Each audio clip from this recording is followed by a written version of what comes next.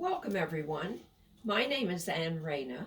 I'm an author, and I invite you to join me as I share a little of my nonfiction book, Clara's Rib, a true story of a young girl growing up in a tuberculosis hospital. As I record this, the world is dealing with the COVID-19 pandemic. We have been asked to distance ourselves, to self isolate, to take precautions to neither spread nor contract this dreaded virus. For me, these cautionary words stir up memories of another epidemic. I am the youngest of 10 children. I grew up in a family where imposed distancing and isolation were a routine part of our daily life for 15 years. My father and 7 of my siblings contracted tuberculosis, or TB as it is known, in the 30s, 40s, and 50s. They spent a total of 40 plus years either in the Royal Ottawa Sanatorium for the treatment of tuberculosis or at home on the cure. My father died of TB when I was 8 years old. My eldest brother died of TB at age 18, and my youngest brother Billy died of TB meningitis when he was 4 years old. My sister Clara entered the SAN for the treatment of tuberculosis in 1939 when she was 12 years old. She was discharged for the final time in 1952 when she just turned 26. Clara's Rib is based mainly on the extensive diary notes that my sister Clara kept daily throughout her long stay in the SAN for the treatment of TB. So I would like you to meet Clara first as a 12-year-old.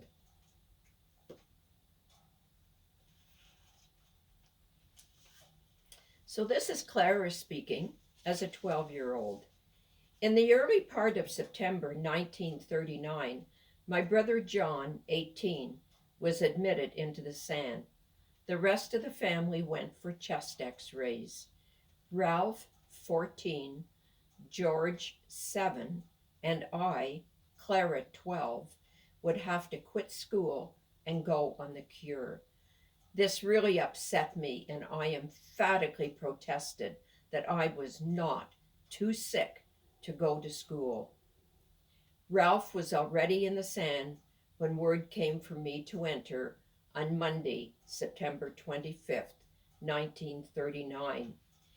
And in 1939, the treatment or cure for TB consisted mainly of bed rest and fresh air. The windows were kept open day and night, winter and summer. The TB bacteria requires oxygen to grow, and while you can get TB anywhere in your body, it is more prevalent in the lungs, and it would actually eat a hole or a cavity in the lung. So before there was drug treatment for TB, the theory was that if the diseased lung could prevent from getting oxygen in it, it might heal itself. One treatment option for this was the drastic thoracoplasty surgery, which involved removing several ribs so the upper portion of the lung could be permanently collapsed. We have 24 ribs. My sister Clara had 11 ribs removed.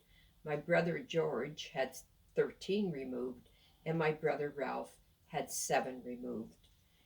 And now, back to Clara speaking.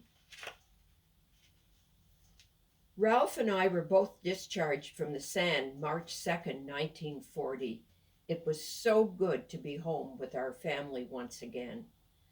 The following week was a time of great excitement as I was back in school again.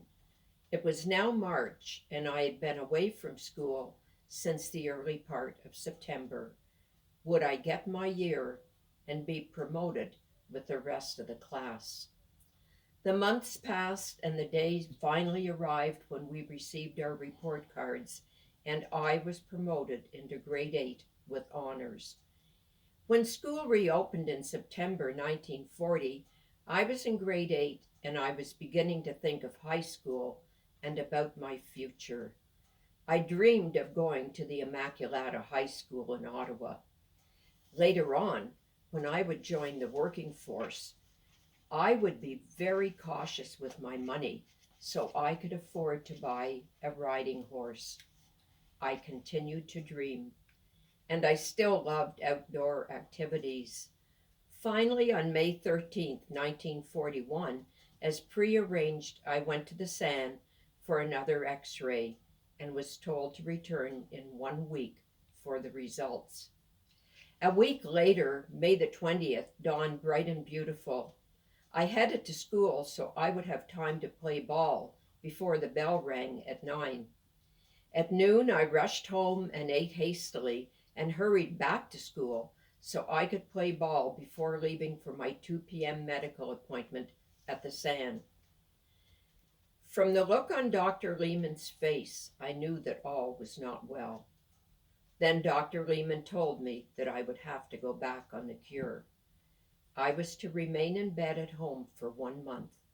If there was no improvement, they would readmit me into the sanatorium. A few weeks later, there was one day of rejoicing when Lewis came home from school with my grade 8 certificate.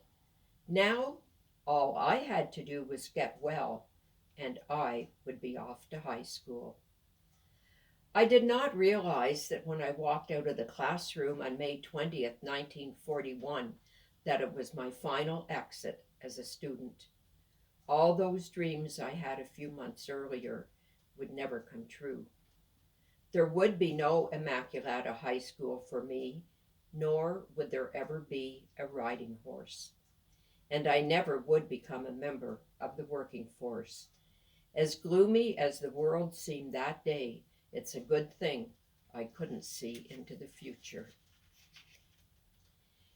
At age 15, a year after her readmission to the SAN, during which time she had been on a routine of bed rest and allowed up only for bathroom privileges, Clara wrote in May 1942, Ethel, Teresa, and I were put on 15 minutes of walking exercise, so now we can walk along Carling Avenue. We are 3 very happy and excited girls. But Clara's excitement was not to last long, and a few weeks later she was put back to bed, and her condition had worsened. So Clara seemed to always follow a pattern of a little bit of improvement followed by a major downturn in her health, and some of her entries for April and May 1943 confirm this. Things are getting progressively worse, as Dr. Carmichael told me that I need to have several ribs removed. I will have thoracoplasty surgery. Clara called the next chapter Ribbed and Deribbed. On November 24th, 1943, at 17 years and 1 month of age, she wrote, Dr. Carmichael removed 3 ribs from my left side with the assistance of Dr. Robert Pritchard. And still at age 17, on March 17, 1944, Clara recounted an all too common experience. My roommate Marcella died today, and she was only 19 years old. Now her wishes to be buried in a white dress will be granted. Marcella's mother brought the dress to the hospital to show her daughter, and then they showed it to me. I used to go in to see Marcella and would pray with her when she was alone. The last visit left me very upset. The room felt like death. It seemed so cold. I'll never get used to my friends dying. It is awful. And 5 days later, on March 22nd, 1944, Dr. Carmichael removed 4 more ribs from my left side, so that makes a total of 7 ribs out. And a few days later, after supper, Doctors Carmichael and Pritchard brought in a 2-pound shot bag that I will have to wear underneath a tight binder to help keep the upper part of the left lung collapsed. Each section contains half a pound of BB shots, and that was worn for 5.5 months. So the reality of Clara's medical situation for years was that one day things might look a little better, and the next day they just seemed to look a lot worse. But the other constant was Clara's ability to remain positive and to enjoy enormous comfort from her very deep faith. A good example of her entire philosophy is evident in her next entry: joy at what she was given and no complaint at what she did not have. And I always say that Clara had her own yardstick with which to measure happiness. On Monday, December 4th, 1944, at age 18, Clara wrote, Dr. Pritchard has given me permission to get out of bed once a day to go to the bathroom. I am so excited. I have been a complete bed patient for almost 3 months this time. Miss Clement put me up on the stretcher and washed my hair for the first time in over 3 months, and it sure felt good. This has been a very happy day. I had a good shampoo and I was up to the bathroom. And it's really important to remember when these young people were spending weeks and months in bed at a time, we're talking about the days before TV, before video games, before cell phones, before iPods, iPads, and certainly before Zoom. So these young people were having to entertain themselves. They played pranks on one another. Clara did a lot of praying. She wrote in her diary every day. And these young people spent a lot of time standing around the beds of their friends and praying for them while they died. It was a growing up very quickly experience for all of them. Visiting hours were restricted, and patients and their families really missed one another. On visiting days, my mother would wrap freshly fried chicken and cobs of corn wrapped in tons of layers of wax paper, followed by layers of newspaper, and take them in to all her family members who were in the sand. The family members there would share these delicious treats with their roommates, and everyone looked forward to this lovely home cooking. On May 1946, at 19 years of age, I'm told that the only thing that could cure me now would be thoracoplasty surgery on my right side, but they have decided against it. My resistance is not good enough.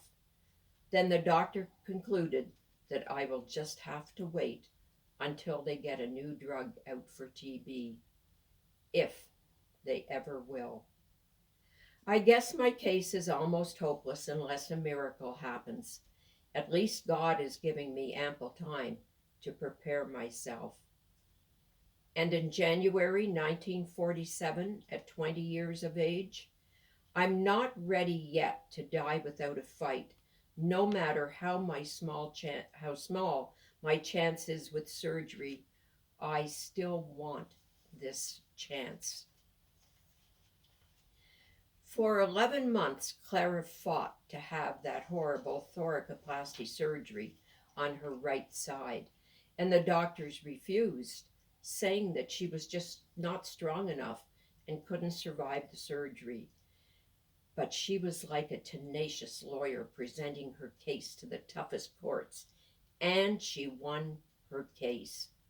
On Thursday, March 20th, 1947, Dr. Herman removed 2 more ribs, which makes a total of 4 out of my right side.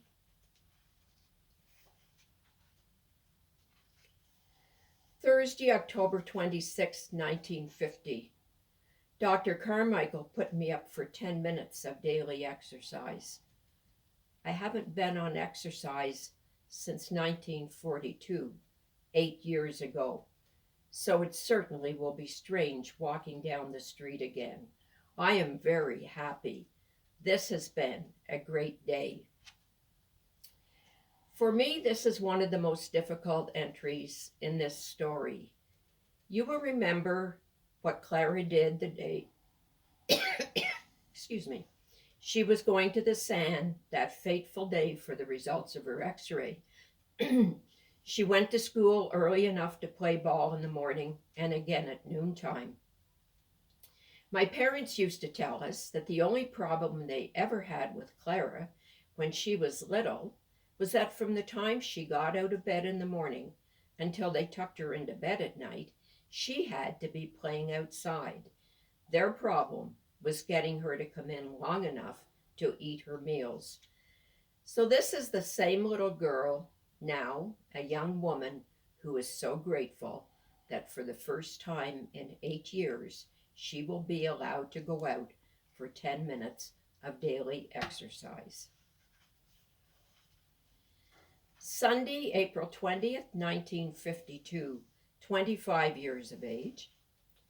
I was summoned to the desk after breakfast, and for the second time in 5 weeks, Miss Clement informed me of the death of a loved one. Ralph had phoned to say that Dad passed away peacefully at 2 a.m. this morning. Thursday, October 16th, 1952, 26 years of age. Even though moisture can still be heard on my left lung, the doctors are going to allow me to go home. Clara first entered the SAN when she was 12. After she returned home at age 26, she never again returned as a long-term patient to the Royal Ottawa Sanatorium. Although it was never expected that Clara would live to be 20, she lived to be 71 years of age. We were a very close-knit family, so we missed one another greatly during all those years of separation.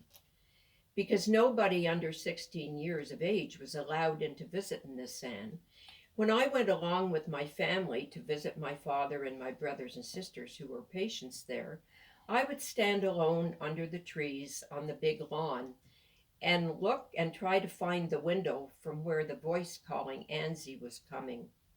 Then I would peer up at my father or whichever family member was waving at me, and we would exchange a little conversation.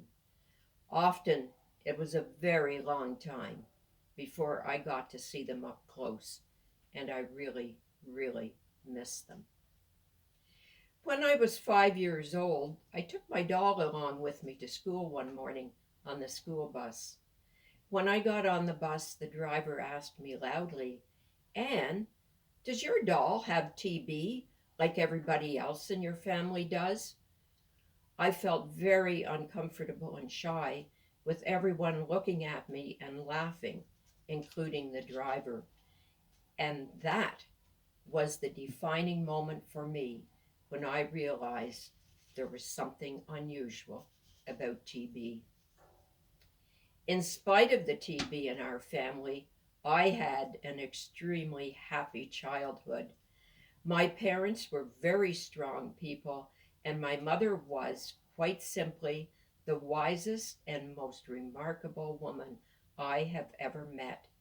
She had a resilience and attitude that was unbreakable. By the time my mother was 51, she had lost her husband and her eldest and youngest sons to TB. Each of us was greatly influenced by my mother's ability to laugh in spite of all the illness and challenges that she, my dad, and my family faced. She always could maintain this positive attitude, and as Clara has shown time and again, the family history of TB never took that away from any of us.